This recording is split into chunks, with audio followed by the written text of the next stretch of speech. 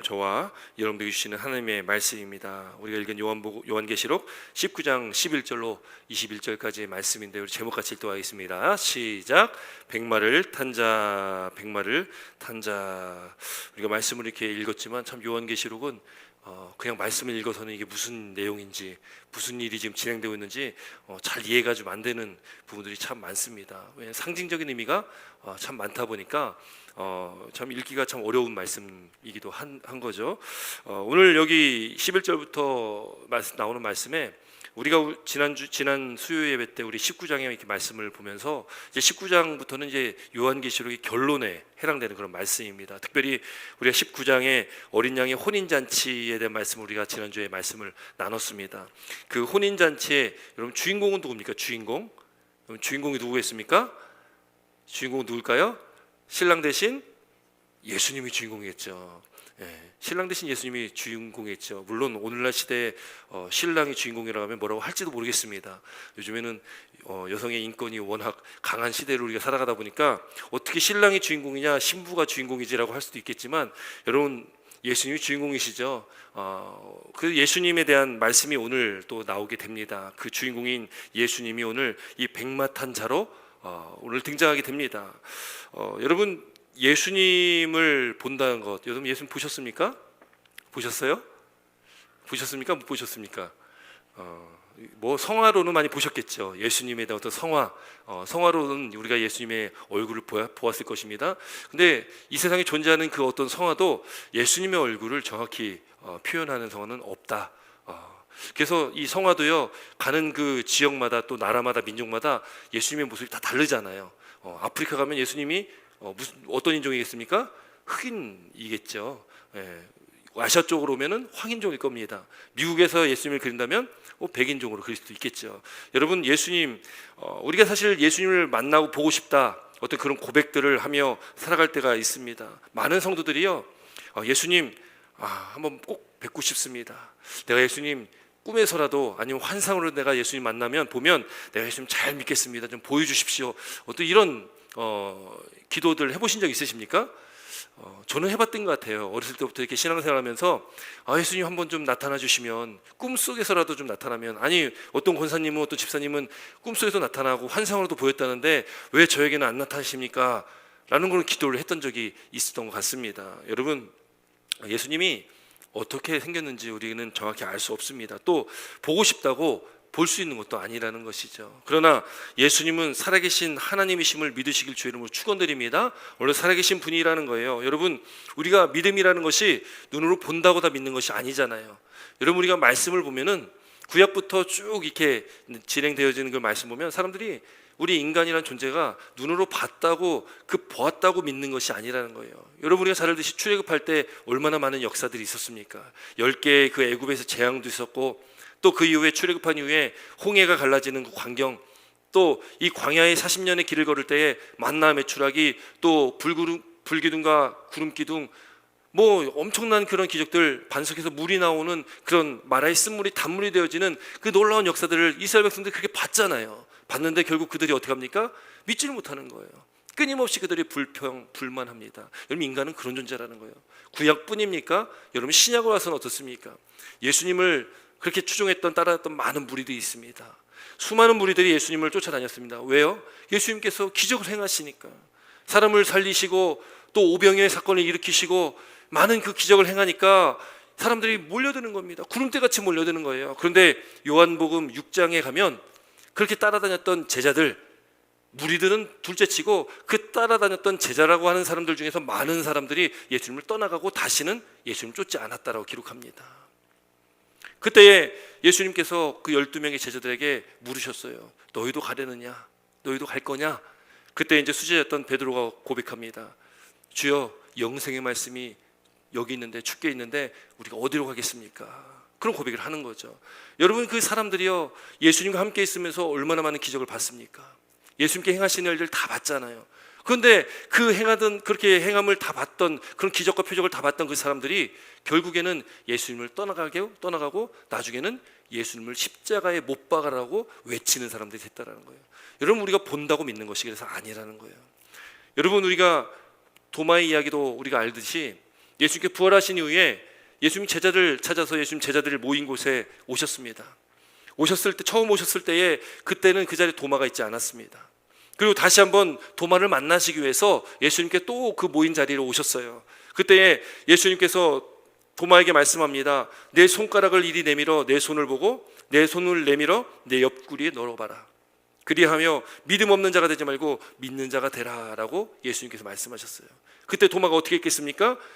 뭘 했다, 뭘 어떻게 정말 손가락으로 집어넣었다, 만져봤다라고 기록하지 않습니다. 아마도 도마가 만져보지도 못했을 거예요. 왜? 눈앞에 보이니까. 도마가 그때 예수님께 고백합니다. 나의 주님이시여 나의 하나님이십니다. 근데 그때 예수님께 도마에게 말씀하시는 거예요. 너는 나를 본고로 믿느냐? 보지 못하고 믿는 자들이 복되다라고 말씀하시는 거예요. 여러분, 우리가 보지 못하고 믿는 게 얼마나 복되다라는 것을 우리 깨달아야 됩니다. 우리 예수님 직접적으로 보지 못했지만, 하나님 우리 눈으로 보지 못했지만, 여러분 우리가 보지 않고서 믿는다는 것, 그것이 복되다는 것을 믿으시기 바랍니다. 그것이 믿음이라는 거죠. 믿음이라는 것은 보이지 않는 것들의 실상이요, 보이지 않는 것들의 증거다. 여러분, 우리가 그렇게 믿고 나아갑니다. 근데 오늘 이 사도 요한은 하늘 문이 열리고 그 하늘에 계신 예수님을 바라보게 되는 거예요. 우리 11절 말씀 함께 읽습니다. 11절입니다. 본문 11절 말씀 함께 읽습니다. 시작. 또 내가 하늘이 열린 것을 보니 보라 백마와 그것을 탄 자가 있으니 그 이름은 충신과 진실이라 그가 공의로 심판하며 싸우더라. 아멘. 이게 하늘문이 열렸다. 이 하늘문이 열렸다는 표현이 성경에 여러 군데 나오게 됩니다. 근데 특별히 이 하늘문이 열렸을 때는 뭔가 새로운 장면들이 펼쳐지는 그때에 이런 역사가 일어나게 된다는 거예요. 여러분, 하늘문이 열려 있다라는 그 의미, 하나님께서 이 천지를 창조하시고 아담과 하와를 먼저 만드셨잖아요. 첫 번째 인류를 만드셨습니다. 그런데 그때는 어떤 시대였습니까? 에덴 동산에서 하나님과 교제하던 때였습니다. 하나님과 꺼리끼는 게 없습니다. 하나님과의 어떤 막혀있는 게 없기 때문에 늘 하나님과 동행하던 그곳이 바로 에덴 동산입니다. 그런데 그 아담과 하와가 죄를 짓고 그 죄로 인해서 이제는 그 에덴 동산에서 쫓겨나면서부터 하나님과의 소통이 단절되기 시작합니다. 하늘문이 닫혔던 것이죠. 그렇게 하나님과 인간 사이에 이 죄라는 벽이 생기고 하늘문이 그렇게 닫히게 되는 것이죠. 여러분, 그런데 성경 말씀 가운데 하나님께서는 때때로 하나님의 그 백성들에게, 하나님의 그 종들에게 그 하나님의 하늘의 문을 열어주실 때가 있었다라는 거예요. 그게 성경에 우리가 주일마다 말씀 나누는 그 포로 기의 그 말씀 가운데 에스겔이나 다니엘도 하늘문이 열리면서 그 광경을 보게 됩니다. 또 이사야, 예레미야, 요엘, 하박국, 스바랴, 학개 이런 선지자들도 하늘문이 열리면서 하나님께서 보여주시는 그 놀라운 하늘의 광경을 보게 된 거라고 말씀하고 있다는 거죠. 그러니까 그런 중요한 때에 하나님께서는 하나님의 종들에게 하나님 나라의 그 열린 문을 통해서 하늘의 소망을 주시기 위해서, 하나님의 그 비전을 나타내시기 위해서 그렇게 하늘문을 열어주실 때가 있다라는 거예요. 오늘 본문에도 그 사도 요한에게 하나님께서는 이 하늘문을 열어 보여주셨다라는 거예요. 그렇게 열렸는데 오늘 11절 말씀 보니까 하늘이 열리면서 그가 무엇을 봅니까? 그가 본 것 보니까 이 백마와 그것을 탄 자가 보인다. 백마를 탄 자가 보인다. 이 백마를 탄 자라는 것은 우리가 앞서 요한계시록 6장의 말씀에 거기에도 이 백마를 탄 자가 나옵니다. 그 요한계시록 6장에는 어떤 말씀이 나오냐면 그 6장의 말씀부터 시작되는 게 7인에 대한 말씀이 나오는데 그때 어린 양이 그 7인을 떼시는 7인을 떼기 시작합니다. 근데 첫 번째 인을 뗄 때에 그때 나타났던 그 광경이 바로 흰 말이 나타났다라는 거예요. 6장 2절인데요. 함께 읽겠습니다. 6장 2절 함께 읽습니다. 시작.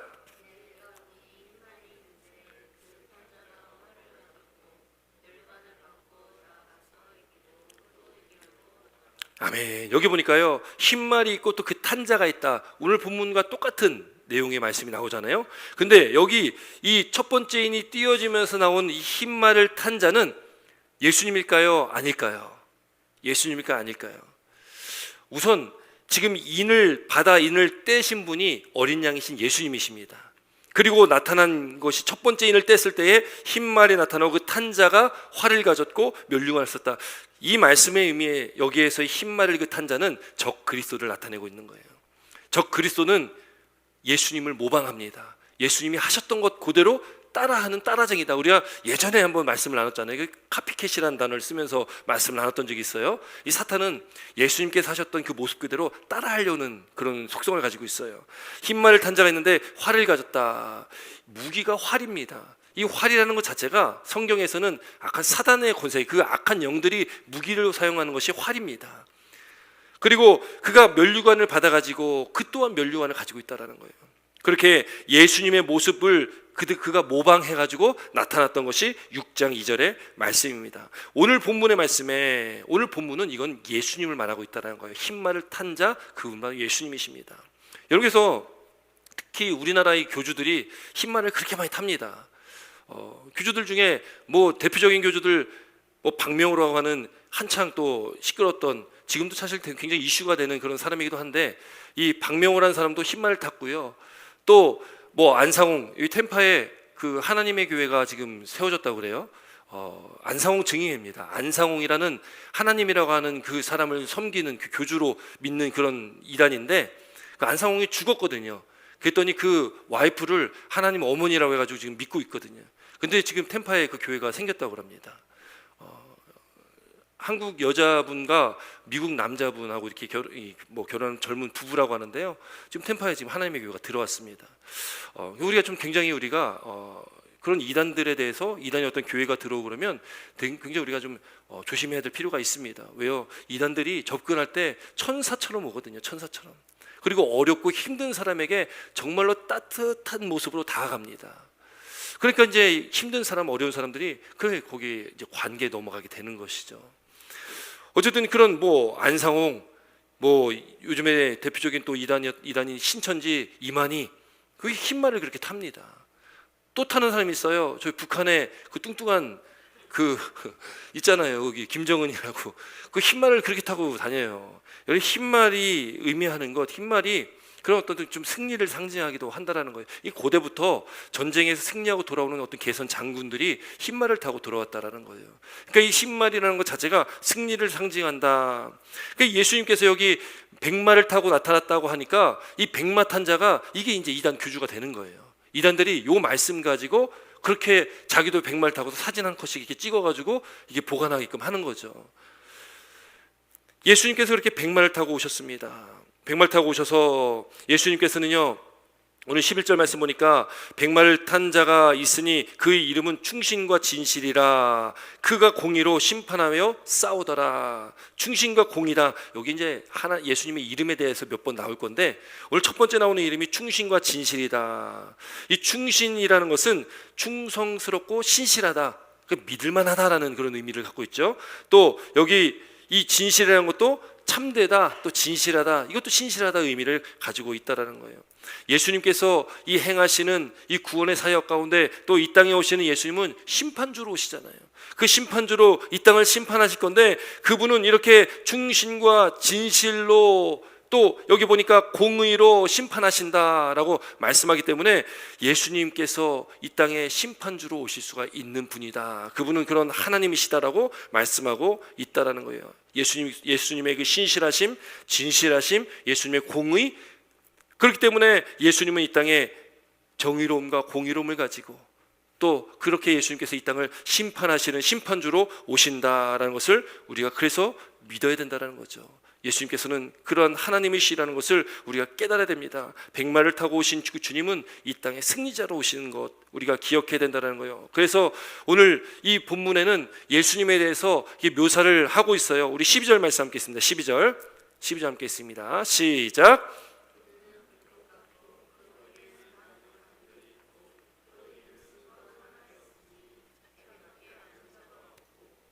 아멘. 여기 보니까요, 예수님에 대해서 이제 묘사를 합니다. 이 묘사를 하는 거니까 여기 보니까 이런 어떤 상징적인 의미 묘사하기 때문에, 아, 예수님의 눈은 정말 불이 막 이글이글 거리는 그런 눈이구나라고 우리가 생각하면 안 되고요. 사도 요한이 이런 광경들을 보면서 그가 인간의 언어로 표현할 수 있는 가장 좋은 것들로 택해서 표현한 것이지, 예수님의 눈에서 정말 이글이글 거리는 그런 불이 나온다는 게 아니라는 거예요. 예수님의 눈은 불꽃 같다, 그래서 같고라고 이야기를 하고 있는 거예요. 같다. 머리에는 많은 관들이 있고 그 이름이 쓴 것 하나가 있으니 자기밖에는 아는 자가 없고.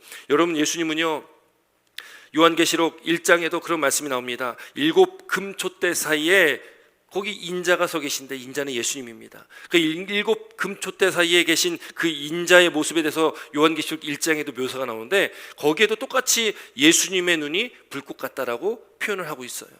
그 사도 요한은 예수님의 눈에 대해서 이게 불꽃 같다라는 표현을 계속 쓰고 있다라는 거예요. 여러분, 불꽃 같다는 의미가 뭘까요? 불꽃 같다. 이 불꽃 같다는 그 의미는 그렇게 해석을 합니다. 모든 것을 다 밝히 드러내는 눈이다. 예수님께서는 모든 것을 다 볼 수 있다. 예수님 앞에서는 우리가 숨길 수가 없는 겁니다. 우리 모든 것이 다 드러낸다는 거예요. 우리 죄가 다 드러난다는 겁니다. 우리가 예수님 믿고 거듭나면 여러분, 우리가 회개하게 되거든요. 여러분, 예수님 믿고서 회개가 되지 않는다면 여러분, 우리 신앙생활 한번 돌아봐야 됩니다. 우리가 회개의 삶을 늘 제가 강조를 많이 하는데 회개하지 않으면 우리 신앙생활을 한번 돌아봐야 되는 거예요. 내가 지금 제대로 신앙생활을 하고 있는지 안 하고 있는지. 여러분, 회개를 통해서 어떻게 합니까? 우리 죄가 드러내는 겁니다. 우리 죄를 드러내는 거예요. 우리가 예수님께서 우리 가운데 역사하시고 우리 안에 성령께서 내주하심 가운데, 그 성령의 내주하심 가운데 우리 가운데 있는 그의 죄가 드러납니다. 그 기도하며 예배드리면 우리가 회개할 수밖에 없는 것은 우리 죄가 드러나기 때문에, 그 예수님의 그 불꽃 같은 눈이 우리를 바라보시기 때문에 우리가 주님 앞에 나오면 우리 죄가 드러나기 때문에 회개를 해야 되는 거죠. 어떤 죄도 숨길 수가 없습니다. 예수님은 다 아시기 때문에 그런 불꽃 같은 눈으로 우리를 바라보시고 우리를 지키시는 분이다라는 것을 믿으시기 바랍니다. 우리가 그렇게 그 주님의 눈, 그 불꽃 같은 눈을 의식하며 살아가고 그 눈을 우리가 믿고 살아갈 때에 우리가 회개하며 또 주님 앞에 우리의 모든 삶을 숨김없이 다 드러내며 오직 하나님께, 주님께 우리가 기도하며 그렇게 나아가는 저와 여러분 되시기를 주의 이름으로 축원드립니다. 여러분, 그 주님께서 불꽃 같은 눈 같은 눈을 가지고 계시고 또 그가 많은 면류관을 쓰고 계시다. 면류관인데 왜 많은 면류관일까요? 많은 관들을 쓰고 계시다. 이 관은 면류관인데 왜 많은 관들을 쓰고 계실까? 이 관이라는 것, 이 면류관이라는 것은 통치를 상징합니다. 이 세상에 오시는 그 예수님은 이 세상 통치하시는 분으로 오시잖아요. 이 통치하시는데 많다라는 것은 예수님께서 그 무한한 통치권을 다 가지고 계시다. 이 세상 이 모든 것들을 통치하시고 주관하시는 분이 예수님이다. 그 예수님의 주권을 상징하는 것이 많은 관들이라는 표현입니다.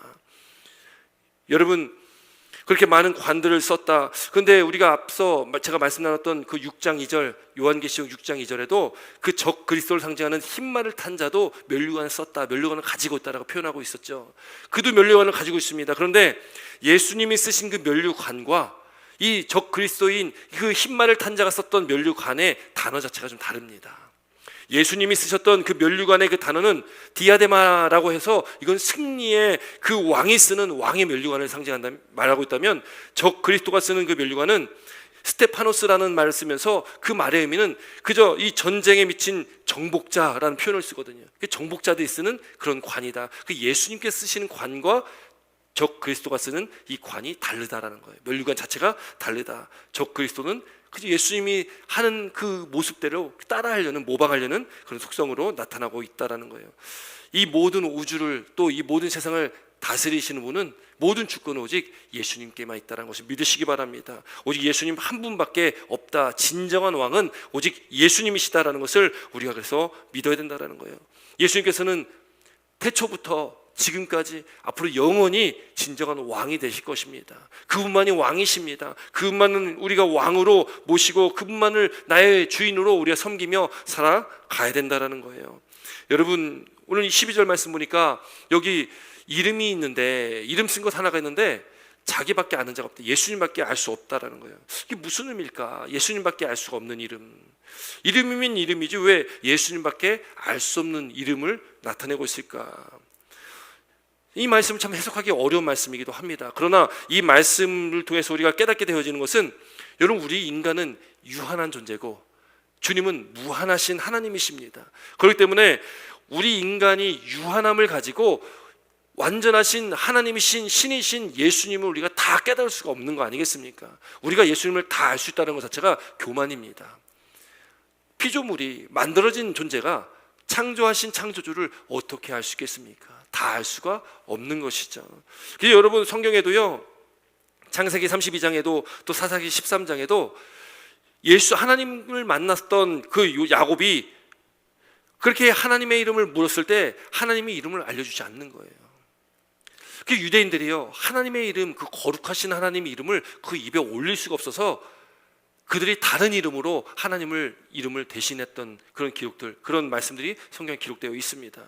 창세기 32장 29절 보면 야곱이 청하여 이르되 당신의 이름을 알려주소서 하는 거예요. 그랬더니 그 사람이 이르되 어찌하여 내 이름을 묻느냐 하고 거기서 야곱을 축복한지라. 어찌하여 내 이름을 묻느냐. 예수님은 하나님이시고 또 그 거룩하신 하나님을 우리 인간이 다 알 수 없다라는 것을 나타냅니다. 하나님께서는 예수님을 지극히 높여서 모든 이름 위에 뛰어나신 이름을 주셨다라고 빌립보서 2장에 기록하고 있습니다. 그래서 그 이름, 그 거룩하신 이름, 그 존귀하신 이름은 오직 예수님만이 아시는 그런 이름이 있다라는 것을 우리가 그렇게 이해를 하며 넘어가면 좋겠습니다. 우리 13절 말씀 함께 있습니다. 13절입니다. 13절 함께 있습니다. 13절 시작. 또 그가 피 뿌린 옷을 입었는데 그 이름은 하나님의 말씀이라 칭하더라. 또 예수님의 모습을 보니까 예수님의 모습이 그가 불꽃 같은 눈을 가졌고 또 많은 관을 썼고 또 그 알 수 없는 이름이 있었습니다. 또 13절 말씀 보니까 피 뿌린 옷을 입었다 기록하고 있습니다. 피 뿌린 옷을 입었다. 여러분, 이 피 뿌린 옷이라는 것은 이 시제로 봐도 또 이 원문을 이렇게 해석해 봐도 이 피 뿌렸다라는 것은 예수님께서 스스로 피를 뿌린 어떤 그런 것이 아니라 누군가에서 뿌려진 것을 말하고 있습니다. 누군가에서 뿌려졌다. 이 말씀에 대해서 우리 한번 말씀 좀 찾아뵙겠는데요. 이사야 우리 이 63장 2절에서 4절까지 말씀 한번 찾아뵙겠습니다. 이사야 63장 2절에서 4절 말씀 함께 있습니다. 시작.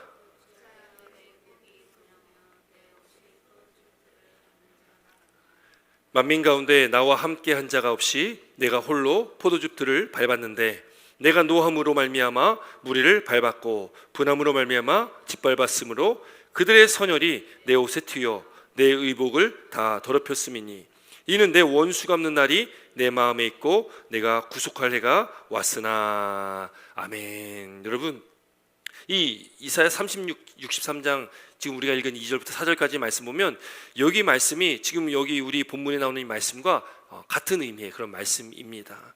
여기 뭐라고 말씀합니까? 어찌하여 내 의복이 붉으며 내 옷이 포도주 틀에 풀을 밟은 자 같냐라는 거죠. 그때에 이 선지자의 질문에 하나님께서 이렇게 말씀하시는 거예요.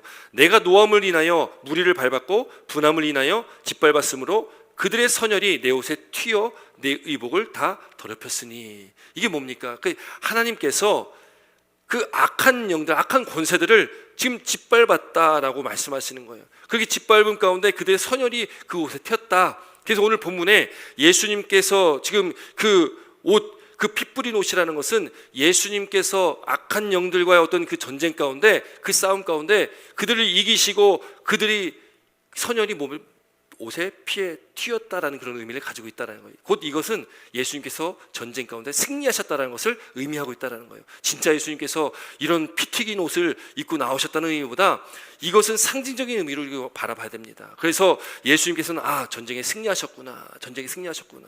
여러분, 우리가 생각해 볼 때에 여러분 고대 전쟁을 하고 이렇게 개선 장군 이 승리한 군대가 들어올 때 여러분 우리가 이제 전쟁에 승리했으니까 이제 그 성문에 들어갈 때 좀 깨끗한 옷을 입고서 좀 싹 갈아입고 깨끗하게 들어가자. 여러분 그렇게 옷 갈아입고서 들어오겠습니까? 전쟁에 나갔던 그 군사들이 들어올 때는요.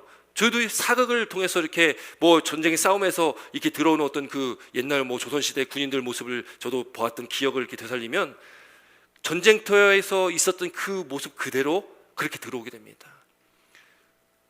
옷도 어쩌면 헤어지고 막 더러워지고 그렇게 피 튀긴 그런 옷들을 입고서 들어오는 거예요. 우리가 이런 치열한 전쟁 가운데 승리하고 돌아왔다는 것을 나타낸다라는 것이죠. 그러니까 오늘 예수님의 옷에 그 피가 뿌려졌다는 것은 전쟁에 승리하신 그런 예수님의 모습을 나타내고 있다라는 거예요. 그리고 또 하나 여기서 이제 두 가지 의미를 가지고 있습니다. 이 중의적 표현이라고 얘기하는데 두 가지 의미를 가지고 있는데, 이제 사도 요한은 여기 이 피를 이야기할 때에 예수님께서 십자가에서 흘리신 그 피의 의미도 여기다 두고 있다라는 거예요. 여러분, 예수님께서 악한 사단의 권세와 전쟁을 치르셨다면, 여러분 예수님께서 정말 칼을 들고 요즘 시대로 하면 총을 들고서 전쟁을 치르셨겠습니까? 예수님께서 치른 전쟁은 말씀으로 이긴 전쟁입니다. 예수님께서 공생애를 시작하실 때에 사탄의 시험을 받으실 때도 어떻게 사탄을 이기셨습니까? 말씀으로 이기신 거예요. 예수님께서 싸우시는 것은 말씀으로 이기시는 겁니다.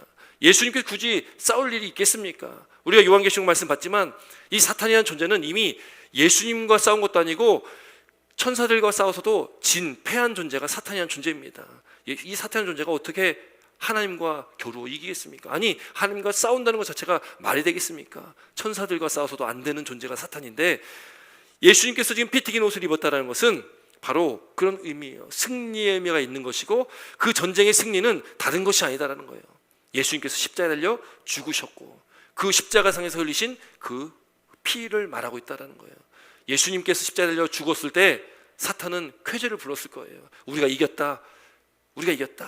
그러나 예수님께서는 그 죽음 가운데 그 죽음으로 끝나는 것이 아니라 말씀대로 부활하셨다라는 거예요. 그래서 예수님께서 죄와 죽음과 사망의 권세, 죄와 사망의 권세를 이기신 분이 바로 예수님 아니십니까? 예수님께서는 그렇게 말씀대로 하나님의 뜻대로 그렇게 십자가를 지셨고 그렇게 승리하신 분이라는 것을 오늘 말씀하고 있다라는 거예요. 그래서 그 뒤에 오늘 지금 13장에 뭐라고 말씀하고 있습니까? 13장 다시 한번 있습니다. 13절 다시 한번 있습니다. 13절 시작.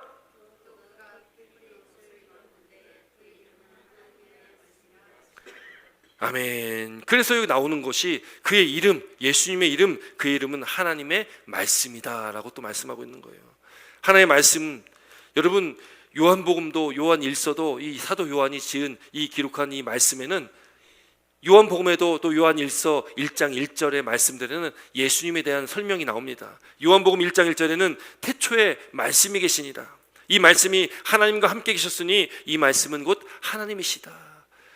그러니까 예수님에 대해서 말씀이다라고 기록하고 있습니다. 예수님 말씀이시다. 말씀이 육신이 되어 이 땅에 오신 분이 바로 예수님이시다라고 요한복음에 말씀하고 있고요. 요한일서 1장 1절에도 태초에 있는 생명의 말씀, 이 태초에 있는 생명의 말씀이 바로 예수님을 말하거든요. 예수님에 관하여 우리가 들은 바요, 눈으로 본 바요, 자세히 보고 우리의 손으로 만진 바라. 그 예수님은 말씀이다라고 기록하고 있습니다. 그의 이름이 하나님의 말씀이다.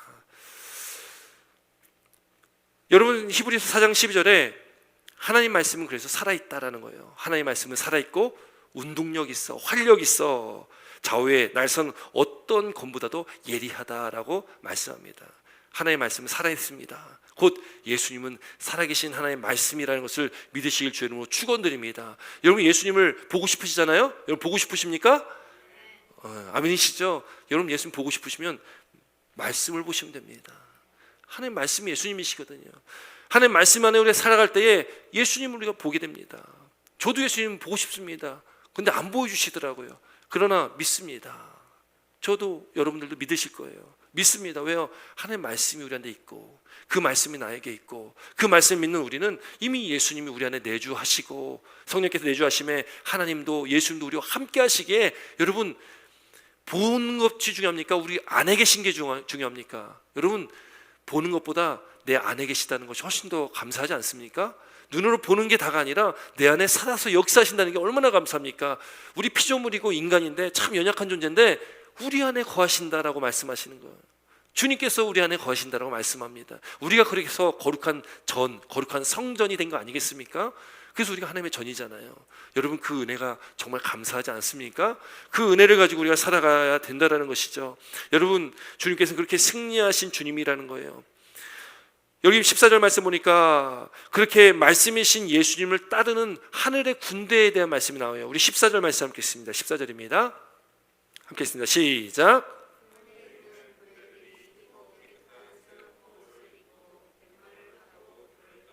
아멘. 예수님, 그 흰 말을 타신 예수님을 따르는 그 군대가 있어요. 하늘에 있는 군대가 있는데 그들이 희고 깨끗한 세마포 옷을 입었다라는 거예요. 그리고 백마를 타고 예수님을 따랐다라는 겁니다. 여러분, 희고 깨끗한 세마포 옷을 어떻게 입겠습니까? 여러분, 그래서 이단들도 보면 이렇게 이 사진에 찍히는 모습들 보면은 이렇게 흰 옷을 좋아해요. 그렇지 않습니까? 얼마 전에 뭐 나는 신이다라는 어떤 그런 그 다큐멘터리를 보면서 이 넷플릭스에서 반영했던 그것을 보면서 참 이단들 흰 옷 좋아한다. 흰 옷 좋아해. 교주도 흰 옷을 잘 입습니다. 그 만민중앙교회 이재록 그 사람도 그 흰 옷을 그렇게 즐겨 입었습니다. 늘 입장할 때 흰 옷을 입고 들어갑니다. 또 때가 되면 그게 다들 이렇게 흰 옷을 입고서 이렇게 있는 모습들 보게 된다라는 거예요. 다 이 성경에서 나온 말씀들이기 때문에 그렇습니다. 그들이 이 성경 말씀을 따라서 그들이 이렇게 행하는 거예요. 근데 그게 예수님을 향한 게 아니라 인간 한 사람을 위해 향하여 있으니 이게 문제가 심각한 거 아니겠습니까? 희고 깨끗한 세마포옷을 입고 백마를 타고 그 뒤를 따랐다라는 거예요. 그렇게 희고 깨끗한 세마포옷은 어떻게 입을 수 있습니까? 그건 예수 그리스도의 피로 깨끗게 된 그 옷입니다.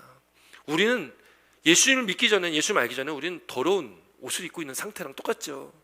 죄로 물들은 그 더러운 옷을 입고 있었지만 여러분, 우리 그 더러움을 어떻게 씻을 수 있습니까? 예수님의 피로밖에 우리는 씻을 수가 없습니다. 예수님의 피로 인해서 우리가 씻음 받습니다. 그리고 우리가 회개하면, 여러분 회개할 때 그냥 회개하는 것이 아니라 예수님께서 나를 위해서 흘리신 피로 내 죄를 씻어 주십시오라고 기도하는 거죠.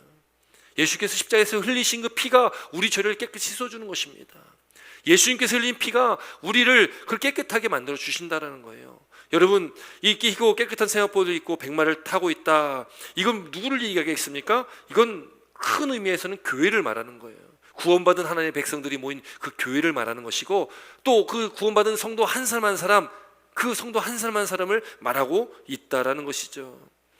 하늘의 군대의 정체는 그래서 예수 그리스도를 따르는 사람들, 예수님을 따르는 예수 믿고 구원받은 백성들, 즉 교회를 나타내고 있다라는 것을 믿으시길 바랍니다.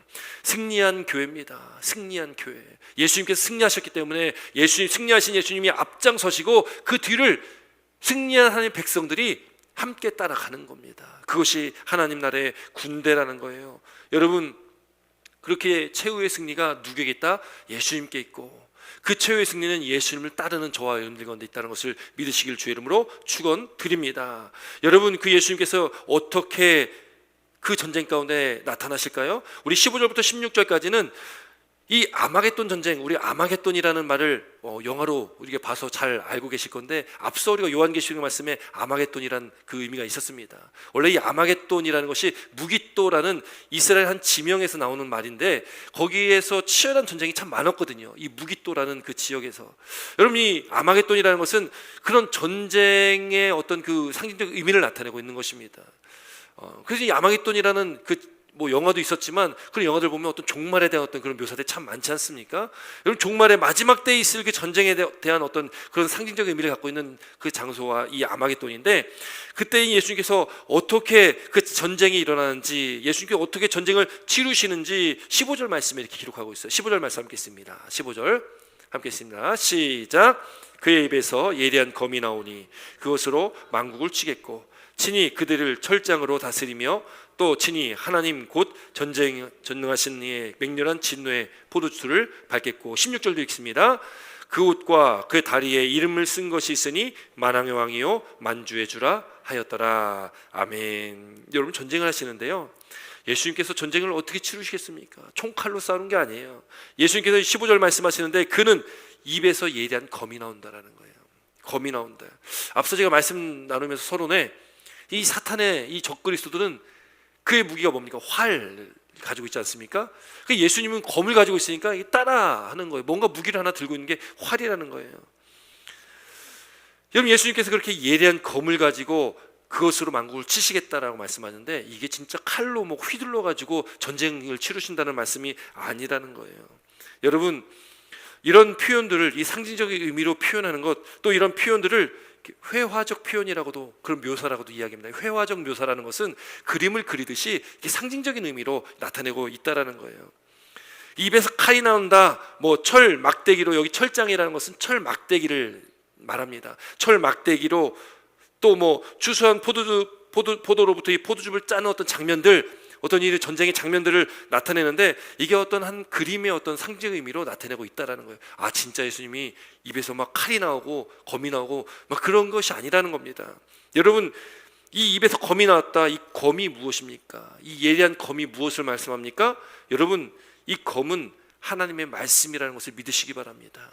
검은 하나님의 말씀이에요. 여러분, 왜 그렇습니까? 이 검이 하나님의 말씀인 이유는 이 요한계시록 1장 16절에도 이 검에 대해서 설명이 1장에도 나오는데 거기에도 좌우의 날선 검이라고 표현이 됩니다. 좌우의 날선 검.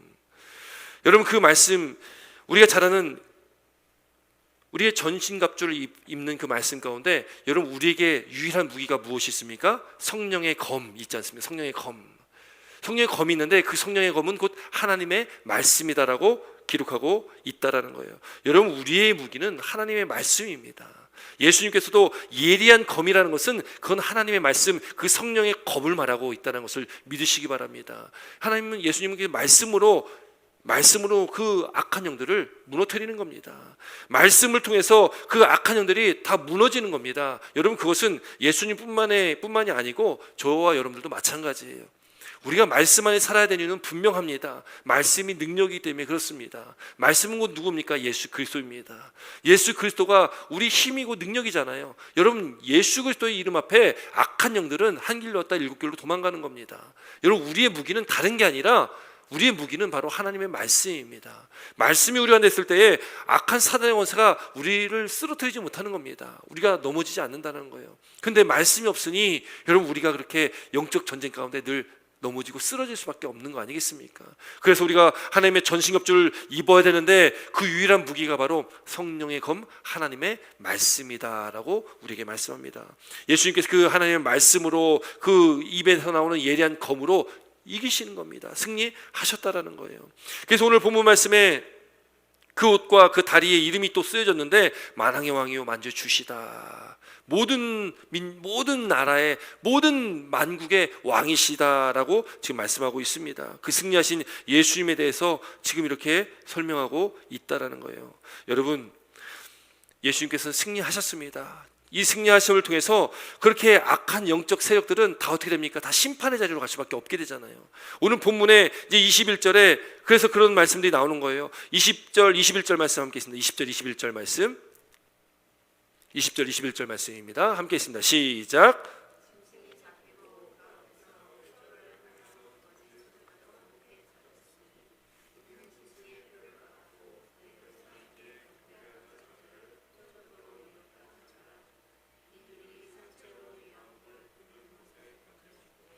그 나머지는 말탄 자의 입으로부터 나오는 검의 죽음에 모든 새가 그들의 살로 배불리로다. 아멘. 여러분, 결국 이 악한 영적 이 존재들은 다 하나님의, 예수님의 그 심판 가운데 그들이 패할 수밖에 없다. 여기 20절에 이제 그 패하고 그들의 결국이 어떻게 되는지를 잘 설명하고 있습니다. 여기 짐승이 잡히고, 여러분, 짐승이라는 것은 요한계시록에 두 짐승이 나왔잖아요. 두 짐승이, 한 짐승은 바다에서 나오고 한 짐승은 땅에서 나옵니다. 이 바다에서 나오는 짐승은 적 그리스도이고 땅에서 나온 짐승은 거짓 예언자다라고 말씀을 나눈 적이 있었습니다. 이 짐승은요, 사탄에게 능력을 받고 그렇게 많은 사람들을 유혹하던 그런 존재들이었습니다. 여기 보니까 짐승이 잡히고 그 앞에 표적을 행하던 거짓 선지자도 함께 잡혔으니 이게 다 사탄을 추종하는 그런 존재들을 말하고 있는 거예요. 이는 짐승의 표를 받고 그의 우상에게 경배하던 자들을 표적으로 미혹하던 자. 이게 사탄을 추종하는 그런 존재들, 적 그리스도들, 또 거짓 예언자들 이야기하고 거짓 선지자들을 이야기하고 있습니다. 결국 그들이 어떻게 됩니까? 산채로 유황불, 그 불못에 던져지게 된다라는 거예요. 예수님이 땅에 다시 오신 그때, 심판주로 오시는 그때 악한 이 영적 권세들, 이 사단의 권세들은 다 이 불못에, 영원히 꺼지지 않는 유황불의 그 불못에 그들은 다 던져질 수밖에 없게 되어진다는 것을 믿으시기 바랍니다. 그리고 그 나머지 그를 추종하는, 하나님을 거부하고 하나님을 믿지 않는 그 많은 그런 자들은 어떻게 됩니까? 말탄 자의 입으로부터 나오는 검의 죽음에 말탄자 입으로 나오는 검이 무엇입니까? 하나님의 말씀이잖아요. 그 검에 죽게 되면 모든 새가 그들의 살을 배불리더라 라고 지금 말씀하고 있는 거예요. 결국 최후의 승리는 예수님께서 승리하시는 것이고, 또 이 땅에 오시는 그 승리하신 주님께서 이 땅에 오실 때는 이 땅에 심판주로 오시면서 이 땅에서 이제는 그 악한 영적 존재들, 그를 추종하는 그 모든 것들이 다 심판의 자리로 갈 수밖에 없다라는 것을 말씀하고 있다라는 거예요. 여러분, 오늘 이 본문에 나오는 백마를 탄 자, 이 백마를 타신 분 바로 예수 그리스도입니다. 그분은 승리하신 주님이시고 그분은 우리의 주님이십니다. 우리가 믿고 의지할 그 주님이시라는 거예요. 여기 기록된 이 말씀을 통해서 여러분, 우리가 믿어야 될 대상이 분명하지 않습니까? 우리가 믿고 의지할 대상이 분명하지 않습니까? 심판주로 오실 것이고 승리하신 주님을 믿어야지, 주님이 아닌 우리 악한 영, 지금 이 공중의 권세 잡은 자, 이 사탄에 매여 있는 이 세상 가운데 우리가 빠져 살아가다가 여러분, 결국 우리도 그런 심판의 자리로 갈 수 있다라는 것을 우리가 깨달아야 된다라는 거예요. 그래서 오늘도 우리에게 주신 이 말씀을 통해서 우리가 나아가야 되고, 우리가 바라봐야 되고, 우리가 의지할 분이, 그분이 누구시냐? 바로 승리하신 예수님이심을 믿으시기 바랍니다. 바로 오늘 본문에 말탄 자, 백마를 타신 분, 승리하신 주님을 우리 늘 의지하며 나아가야 됨을 믿으시길 주의 이름으로 축원드립니다. 그때 여러분, 예수님께서 말씀으로 다 물리치시듯이 우리에게도 말씀이 꼭 필요합니다. 여러분, 말씀으로 승리하시기 바랍니다. 말씀으로 선포하시기 바랍니다. 이 세상 가운데 아직 주님이 땅에 다시 아직 오시지 않았기 때문에 지금 영적 전쟁 가운데 우리는 하루하루 매일매일 살아가야 됩니다. 또 우리가 성전 문 밖에 나가면 또 끊임없는 영적 전쟁 가운데 우리가 살아갑니다. 여러분, 우리가 이길 수 있는 것, 우리가 승리할 수 있는 길은 오직 하나님의 말씀밖에 없습니다. 말씀 안에 사시기 바랍니다. 말씀으로 선포하셔서 악한 사단의 원세가 장난질 치지 못하도록, 우리 가족들, 우리 자녀들, 또 우리 삶 가운데 장난질 치지 못하도록 선포하시기 바랍니다. 예수 그리스도의 이름으로 선포하시기 바랍니다. 그 이름을, 능력을 믿으시기 바랍니다. 말씀 안에 사시기 바랍니다. 말씀을 듣고 읽고 묵상하고 외우고 그렇게 말씀 안에 살아갈 때에 우리에겐 그 무기가 있는 겁니다. 말씀에 살지 않으면서 무기도 없이 어떻게 싸우겠습니까? 군인에게 제일 필요한 것은 그 가지고 있어야 될 무기 아니겠습니까? 여러분, 그래서 군대 가보니까 무기가 그렇게 중요하잖아요. 그 무기에게 번호가 있습니다. 그 번호를 외우고 있어야 되고 어떻게든지 그 무기는 지켜야 되거든요. 그 군인이 가져야 될 것이 바로 이 무기 아니겠습니까? 여러분, 우리 그리스도인들이 가져야 될 무기 바로 하나님의 말씀입니다. 그런데 하나님의 말씀을 우리는 너무 대충 우리가 교회 올 때나, 아니 요즘에는 교회 올 때도 잘 안 들고 오잖아요. 핸드폰이 있고 요즘 뭐 스크린에 나오니까 그냥 가서 앉아 있으면 여기 들어왔다 나왔다 하니까 성경책도 안 가지고 다니지 않습니까? 그런데 여러분, 말씀을 우리가 붙들어야 됩니다. 물론 성경책을 가지고 다닌다는 그냥 들고만 다닌다는 게 그게 중요한 건 아닙니다. 말씀을 우리가 늘 가까이 하셔야 되고, 말씀을 묵상하셔야 되고, 말씀을 들으셔야 되고, 여러분, 우리가 우리의 삶에 24시간 주어진 시간 가운데 하나님의 말씀에 더 집중하시기 바랍니다. 하나님의 말씀 안에 사시길 주의 이름으로 축원드립니다. 그것이 우리의 힘입니다. 그것이 아니면 우리가 이 약한 세상을 우리가 이길 수가 없습니다. 하나님의 말씀 안에 승리하셔서 늘 우리가 또 주일날 이제 예배드리러 왔을 때, 하나님, 내가 지나온 며칠을 하나님의 말씀 가운데 승리하며 살았습니다라고 하나님께 감사하며 고백할 수 있는 저와 여러분 되시기를 주의 이름으로 축원드립니다. 그렇게 승리하신 저와 여러분 되시기를 바랍니다. 기도드리겠습니다.